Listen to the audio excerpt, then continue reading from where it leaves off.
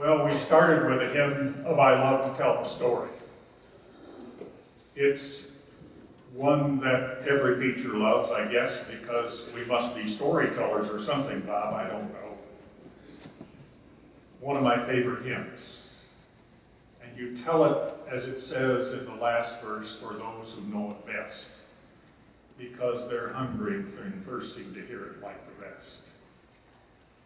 And then, of course, I am always reminded of God's amazing grace, and I give thanks for that hymn as well. But one of the pieces of music that touched my heart for a long time, and still does, is when Lynette and Jeff sang, "Thy word is a lamp unto my feet and a light unto my path." I can ask them now to sing that at memorial service for me, please. Because that is what the Word does for us. It shows us the way to go, no matter how long the road may be. As one who was born on a farm in northern Iowa, who went out to plant the seed, this parable may be a little different from the way I hear it. Different because if you planted the seed and watched it grow and then harvested the grain and fed the cattle and the hogs and the sheep, you have a different view of many of the things in the Bible. Now you can easily recognize how old I am by knowing that we used to sow oats from the back of an old 36-inch straight box wagon with a team of horses. That gives you an idea of what decade I'm in anyway. And we planted corn with an old 2-row planter the same way. Not with these giant 18 or whatever they have row planters now, but just 2 rows at a time. And so Jesus wants us to know in this old story that our task is simply to prepare the soil. That's us, folks. That's us. In other words, prepare yourself.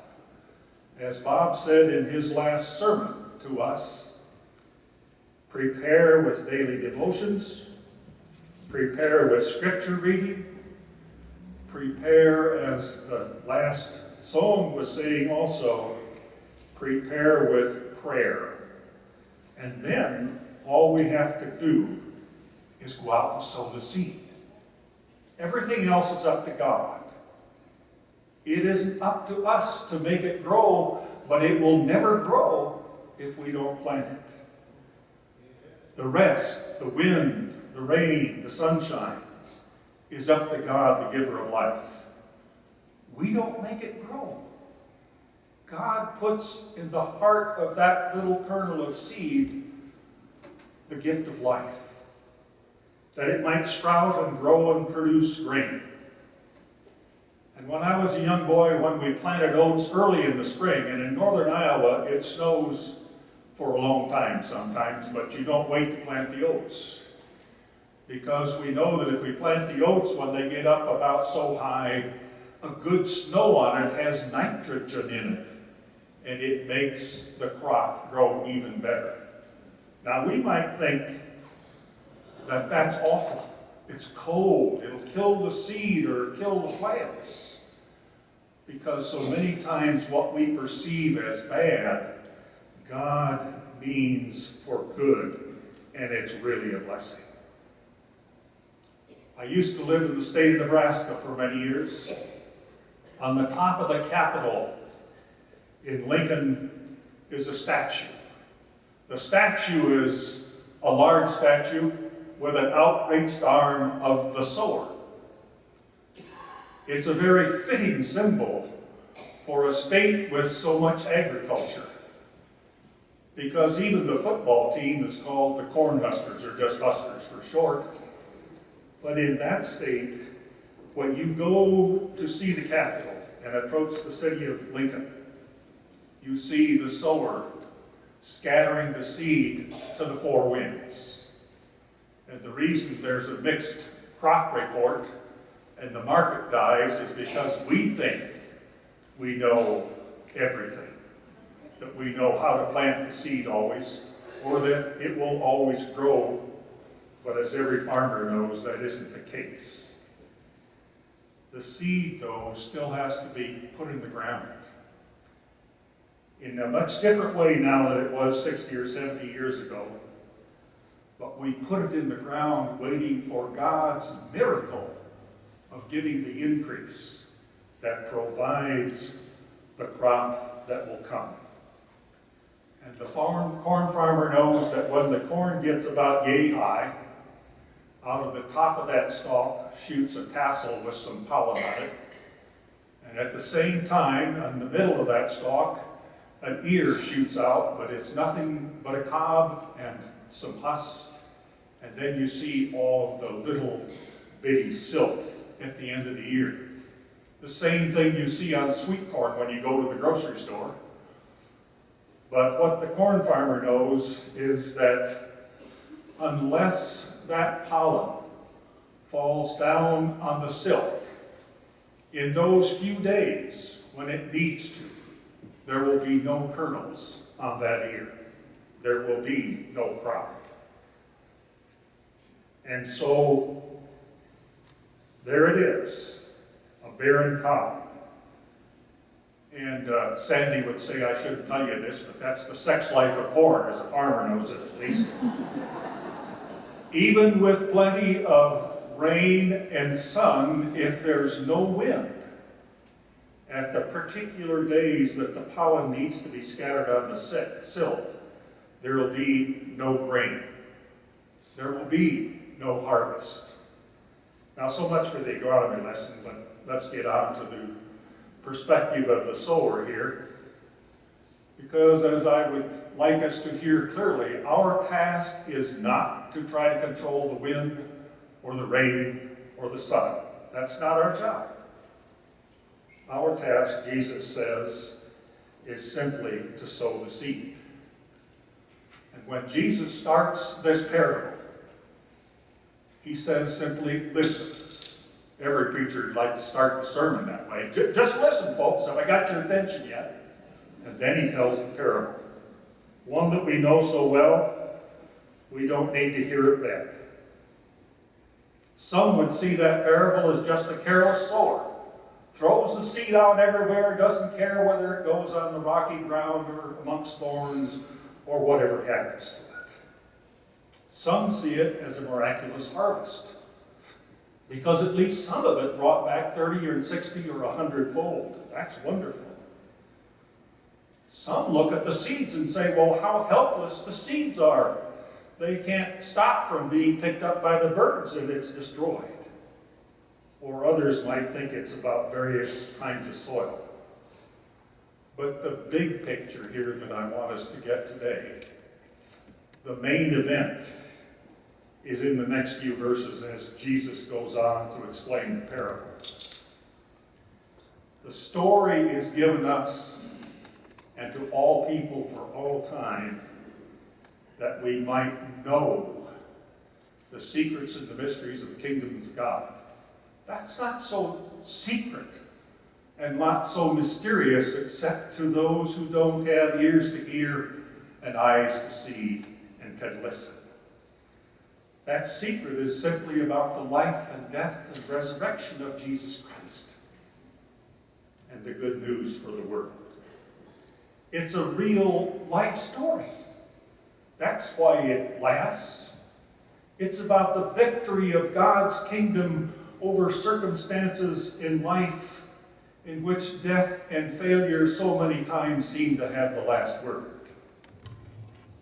I have a little clue about that with terminal cancer, but I'm not worried about it at all, because that's not the end. Cancer can't keep me from sowing the seed, from loving others, from making a difference where I can. It's not about who the preacher is or that the preacher's important. It's about the fact that we are simply to scatter the seed. And so it isn't about various kinds of soil, though we might like to be puffed up and think of ourselves as the good soil. We're going to produce 30 and 60 and 100-fold. No, it is just as much about the soil that's rocky, and all the things happen to the seed. We're supposed to know that we're to sow everywhere. It's not our job to say, will it grow here? Should I plant it deeper? Should I wait for the snow? That's not our job at all. Sow everywhere, regardless of what the outcome might be. And so the headlines will come with, well, there's a mixed crop report because it either didn't rain in Iowa and Indiana this year, or there was something else that went wrong with the corn crop. The wise farmer is only going to put the seed in good ground, especially when the cash rent nowadays is $300-400 an acre in Iowa, where I come from. That's more than the farm bought when my father sold it in 1965. Those farmers today can't afford to take that chance. But you see, from Jesus' perspective, the rain and the sun and the wind will provide the increase. It's up to God. Our job is simply, again, just to be the sower, to sow the seed of the good news. And to sow it even when we think the people we are trying to sow it with won't hear it or understand it or respond. To sow it even when we think they won't come with us to church anyway. And by the way, folks, that's how folks get here. When we don't just invite them to come to church, but say, would you come with me? I'll bring you next Sunday. Lots more folks come. But just sow the seed even when we think, well, if they do come, they won't support the church, so that won't make any difference. Oh my. The big picture is not about the size of the harvest here. The big picture is that it's a miracle that there's any harvest at all. So if we picture ourselves as the sower, notice that the sower is only mentioned briefly in this story. Not important. Nor is it about the kind of soil we might think we are, because all of us at times in our life are like that barren, rocky, or thorny soil when we don't see the opportunity to scatter and plant the seed when it's right in front of us, when the need is right before our eyes. We don't see that and think we can share the good news because we think what's before our eyes isn't quite acceptable. Dirty, hungry, poor, homeless, not speaking our language, sharing our values. And notice that in this story, the sower doesn't even come back to see how great the harvest is. The sower knows that the harvest, the yield, is up to God, not up to him or her. So as disciples, we're not only to really listen and hear the good news of God's actions demonstrated by God's love in Jesus Christ, we are to be the sowers. We're to be the doers of this life-changing seed that God has planted in our hearts. And if it isn't in here, it won't get anywhere else. Until you can accept God and thereby know forgiveness, you're not ready to accept yourself. But when you've accepted God and you can accept yourself, you're now prepared and ready to be a sower. No one can sow seed they don't have. So some sow the seed, as is done with our music program in this church. And I sat here all morning thinking about all the ways music has lifted our hearts and taught us about sowing. I thank Jeff, who came here 20 years ago when I was here. We're still kids, Jeff, it's all right. Because the choir is not just about music. It's about a community. It's about relationships. It's about helping people experience more of God's love. And if you don't think that's so, just ask Kevin and Meg about that. I think that's a good one of the choir doing some good work anyway. Because when I go to pray with the choir, as I did again this morning, and as I did 20 years ago, the prayer is because the choir may have the most important message for the day. Far more important than anything I could say. Because something they do may change someone's life. Some will sow the seed as teachers, like Virgil, or Coach Heath, or Dr. Wagner, and all kinds of other teachers, who sow the seed of God's love through their gift to encourage others to be all that they can be, to accept themselves so that they too can grow to become sowers also. This is Martin Luther King Day. It's not part of the lectionary of the church, so I'm not worried about that. But it is a time to remember a great sower. For Dr. King sowed the seeds of love and nonviolence, that there might be life-changing ways in society by bringing justice. And all of us want peace. We see struggles all over the world.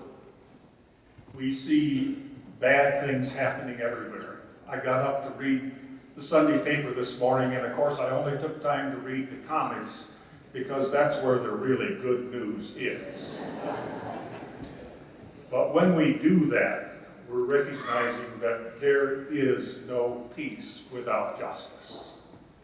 And my thanks to that teacher and preacher for an example that continues to live on because he inspired others to become sowers of nonviolence and seeking justice.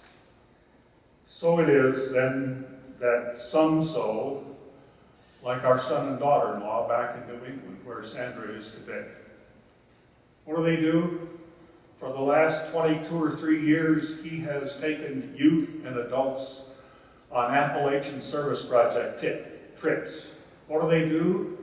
They fix houses and restore their places of living so that they have maybe a roof over their head, or the floor is fixed, or that they can be warm in the winter. And those service project trips are a good way of sowing the seed of caring, because it creates a win-win environment. Those who go on the trip come back renewed in their love of God and caring for others, not just those whose homes are restored. And then Joan and Pastors Jim and Bob sow the seed through the children's time. And I always wait for that because I know it's going to be a lot easier to preach after they've taken care of the major part in the language we can understand it at least, and not in the preacher's words. So there's good times in telling stories with children. Some, like Asa Holly, sow the seed by inspiring others to work for Habitat with Humanity. And again, it's not just about changing lives of the people for whom the houses are built, and that's a great joy. But it's also changing the lives of those who build. Some sow the seed like our grandchildren in medical school. Sandy wouldn't want me to brag about them, and no grandfather does that. You just tell the truth, you know. So they're both in medical school in Omaha, University of Nebraska in Omaha, Nebraska. Our granddaughter volunteers a good deal of time and effort with Special Olympics. It's something that's near and dear to my heart. Helping children who are handicapped in so many ways. And I never forget the little clip of Special Olympics that shows the runners, out on the track running the race, and then one stumbles and falls. And the others don't just go on for the finish line. They all turn around and go back to pick up the one that's fallen. That's how the seed is sown. Our grandson will be going again this spring to Peru on a medical volunteer team, as he did last year in going to Haiti. They go there not because there's going to be a great beach. They never go to the beach. They don't have parties and fun. They go to sow the seed of health and healing and wholeness. And so we give extra money that they might take extra drugs, the simple things like aspirin, because they don't have it. And so the seed is sown and lives are changed.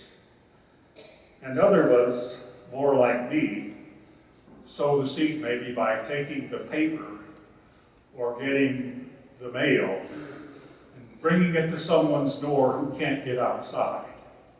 That's a way of sowing the seed too. Because I can still remember 50 years ago when I spent a couple of months in a body cast and couldn't walk or get out of bed. It was going to be a great day. Anytime I could just walk to the mailbox and get the mail. It was going to be a great day to be alive. So the real question today is, how will you sow the seed? The seed that God has planted in your heart is not to be left there.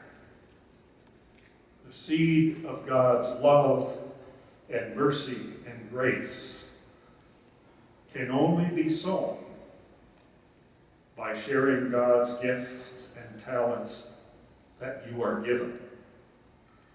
The seed of God's miraculous gift in your heart that changed your heart can also bring new life to others, that they might know the love and mercy and grace and power of God.